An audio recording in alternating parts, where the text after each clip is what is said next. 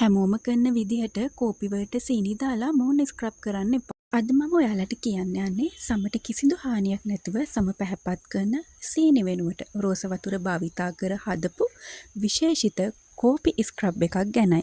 මෙම ස්ක්‍රබ් එක නිවැරදිව භාවිතා කිරීම මගින් ගැඹුරින් සම පිරිසිදු කර සමට ඒකාකාරී දීප්තිමත් භාවයක් ලබා දීමටත් සමේ තෙතමනය රැක ගැනීමටත් උදව් උපකාරී වෙනවා.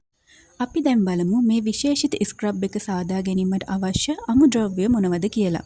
අපට අවශ්‍ය වෙනවා කෝපි කුඩු මේස හැඳි එකක්, කස්තුරි කහ මේස හැඳි එකක්, යෝගට් හෝ මීකිරි මේස හැඳි එකක්, ඒ වගේම රෝස වතුර මේස හැඳි දෙකක්. මෙම අමුද්‍රව්‍ය සියල්ලම පිරිසිදු භාජනයකට දමා ගන්න. පසුව මෙම සියලුම දේ හොඳින් මිශ්‍ර වන තෙක් හොඳින් මිශ්‍ර කරන්න. සාදාගත් මිශ්‍රණය ඔබේ ශරීරයේ ගැල්වීමට පෙර ඔබ ශරීරය හොඳින් පිරිසිදු කරගන්න.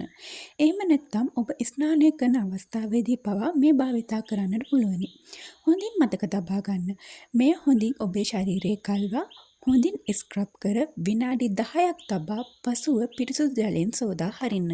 සීනි වෙනුවට රෝස වතුර භාවිතා කිරීම මගින් ඔබේ සම තුවාල වීම, සීරීම සම්පූර්ණයෙන්ම වැළකෙනවා.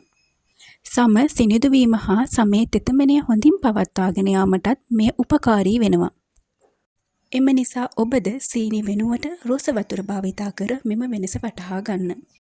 සතියට දෙවතාවක් මෙම ස්ක්‍රබ් එක අනිවාර්යයෙන්ම භාවිතා කරන්න. මෙවැනි ස්වභාවික සත්කාර ඔබට දැනගැනීමට අවශ්‍ය නම් අපව සබ්ස්ක්‍රයිබ් කරන්න. අප හා එකතු වන්න. නැවතත් දවසක මෙවැනි වීඩියෝකින් හමු වෙමු. එතෙක් ඔබට සුබ දවසක්.